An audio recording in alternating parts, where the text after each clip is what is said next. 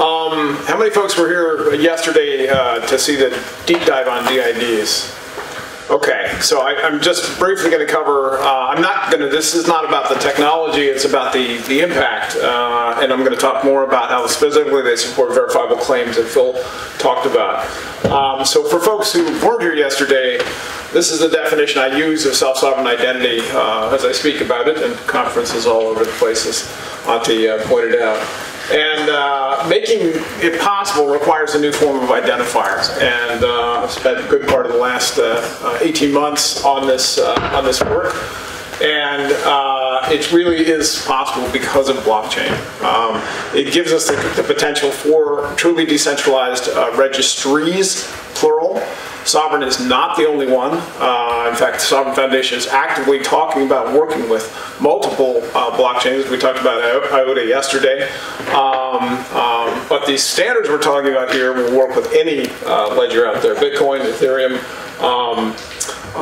the various Hyperledger family. So DIDs are globally resolvable, cryptographically verifiable identifiers that don't require any central registration authority. Okay, there's no registry and registrar level like you have in DNS. Okay, you and your private keys interact directly with the ledger to register a DID and the associated public keys. This is just a quick picture of what it looks like. You know, we dove into this in some detail yesterday. That little thing right there is the name of the DID method, and the identifier that you're going to use on any particular ledger, this is the format for sovereign. It happens to be half of a public key. On Bitcoin, it's the address of a Bitcoin transaction, actually inside of a transaction. On Ethereum, it's the UPort DID method is the address of a smart contract on Ethereum. Okay, so wherever it is, the point is you're able to register a global unique identifier on a registry, and then turn around. Actually, these are the 4 methods that are actively in development right now. I expect with IOTA we'll have another one, and I expect several more coming out there.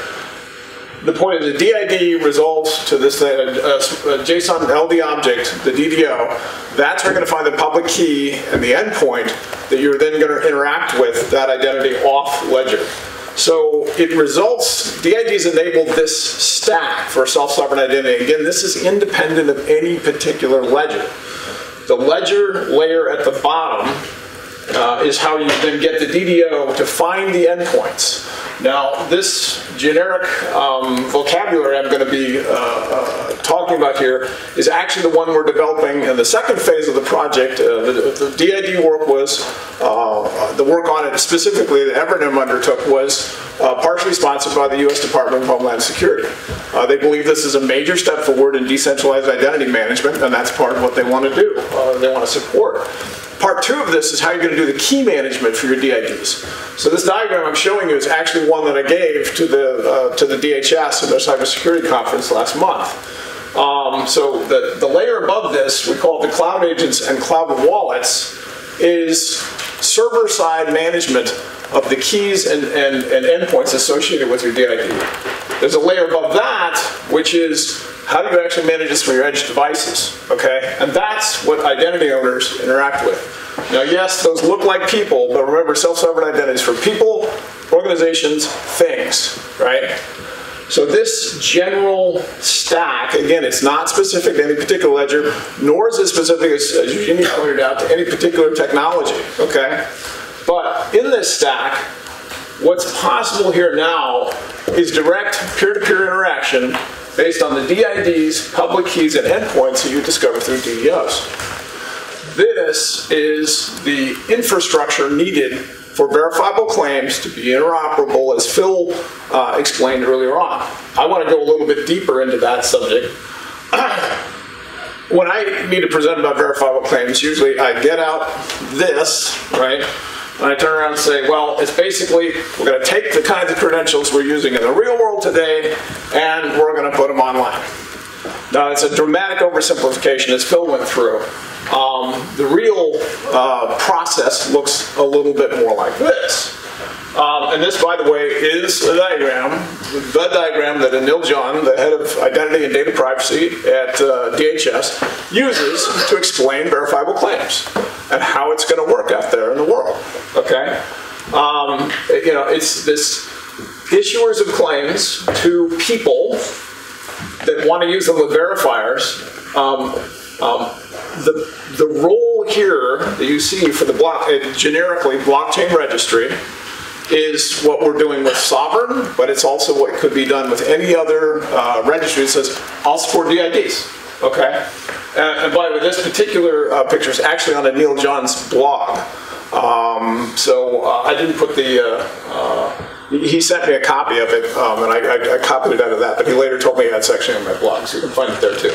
And of course, this will be on the MyData website.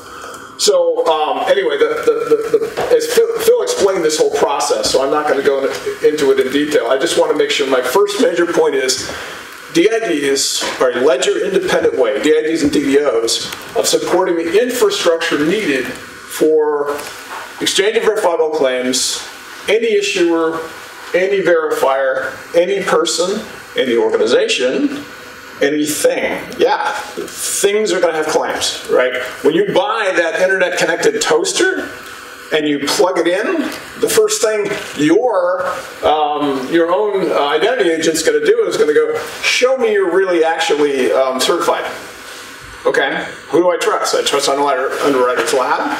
I might actually carry my toaster certified by EFF, right? That is not going to be leaking data about me, and that's the point, is we can now be making trust assertions interoperably in an ecosystem that looks a lot like the internet.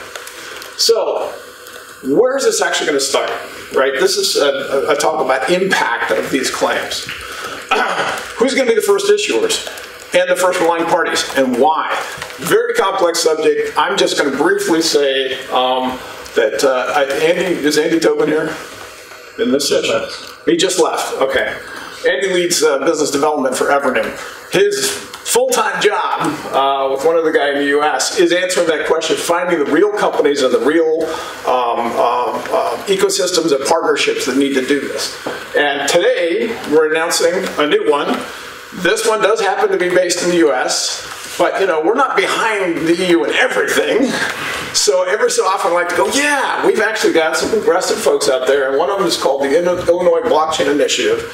And this just appeared in CoinDesk a couple hours ago, that they're launching, together with Evernym, a pilot of digital birth certificates.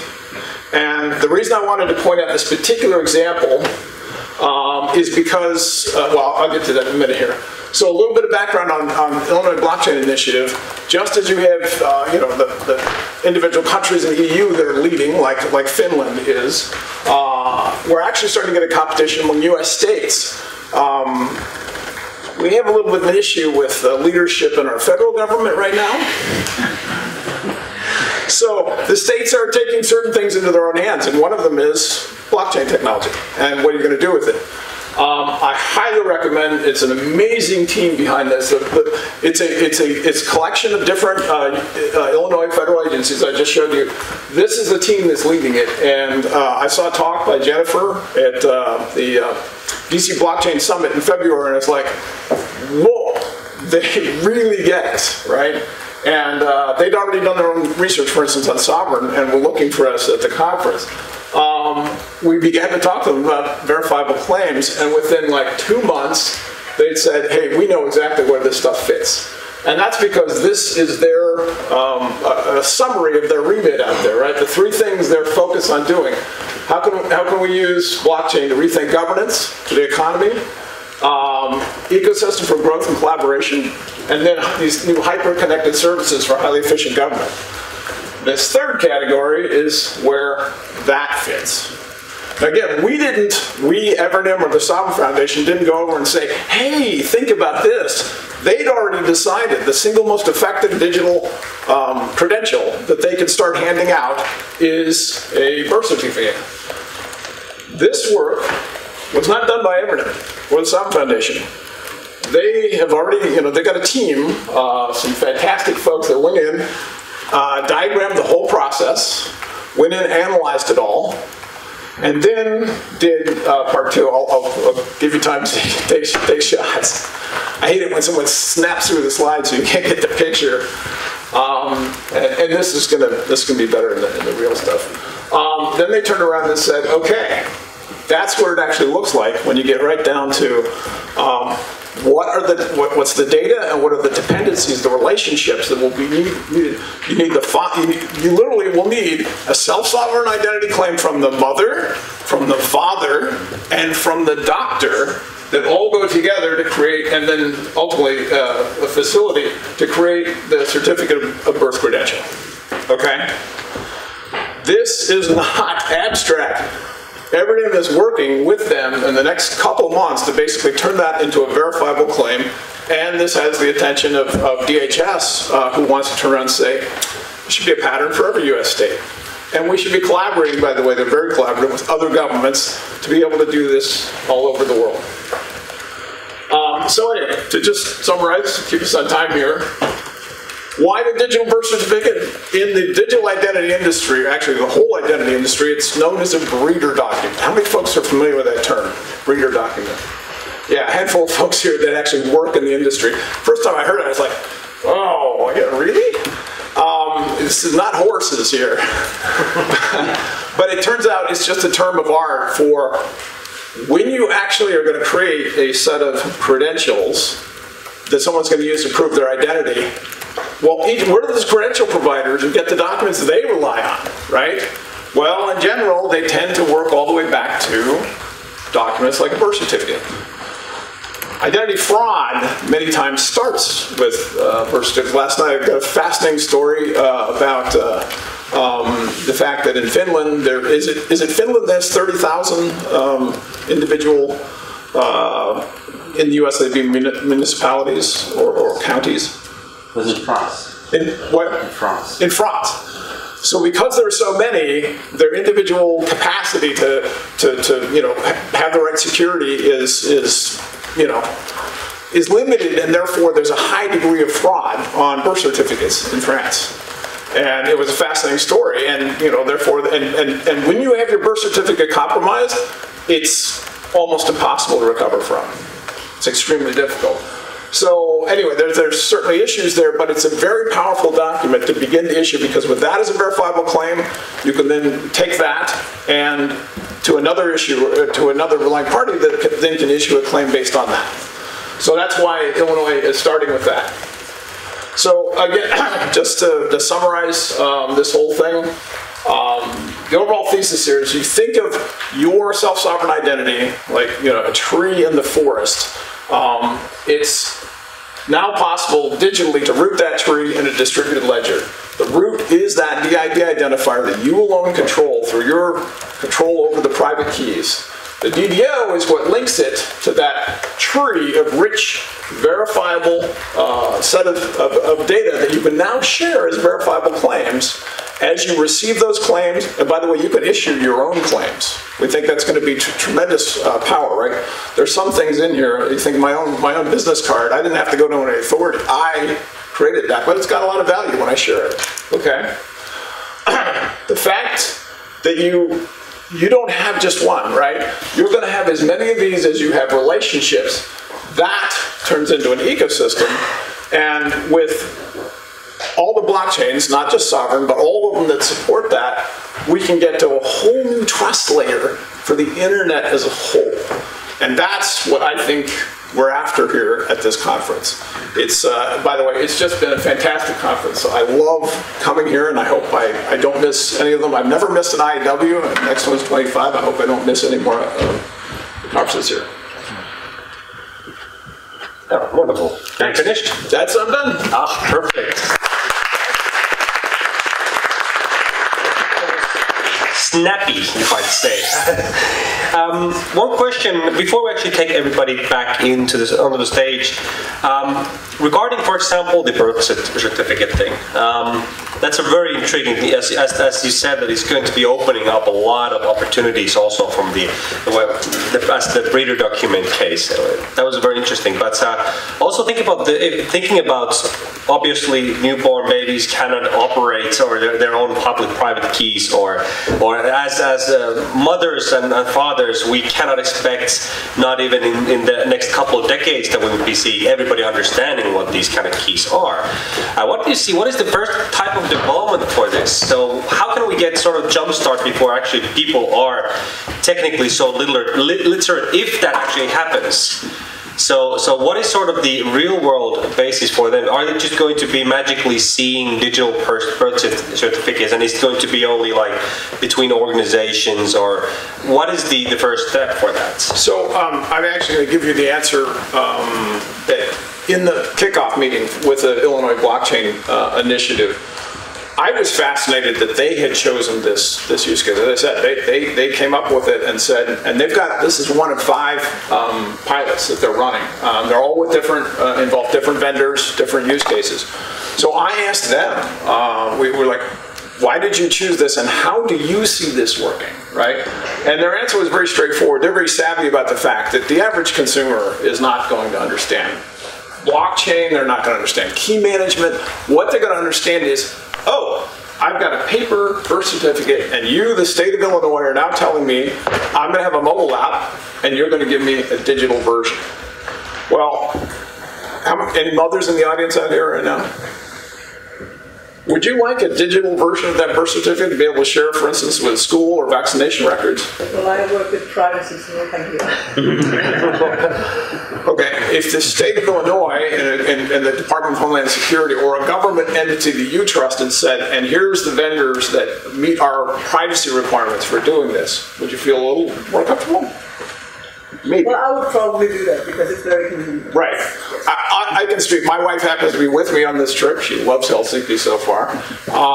We have 2 boys. We're celebrating a 30th wedding anniversary. And she's like, if I'd had that digital birth certificate and the vaccination records, I would have saved countless hours as a mother sharing that information.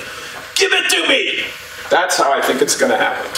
Just a comment. I mean, as these things are nationally controlled, right? I mean, I have a Austrian birth certificate, I have an Irish marriage certificate. When I go to one or the other countries, I always have to verify them and so on.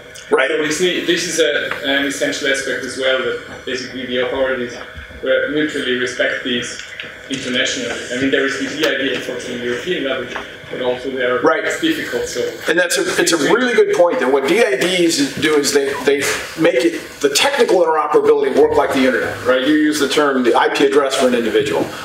That doesn't mean that the trust interoperability, the level of trust, policy, legal support for this is going to be interoperable, but it makes it possible. I mean, just the way the internet came along and suddenly laws all around the world had to start to take into account this exchange of electronic data. Well, now those regulations, and we're already talking with regulators, 2 law firms, major international law firms, have stepped forward and said they want to be sovereign stewards.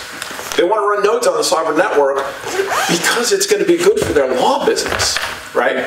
They're seeing self-sovereign identity and verifiable claims as the full employment act, and smart contracts, by the way, the full employment acts for attorneys for the next 20 or 30 years.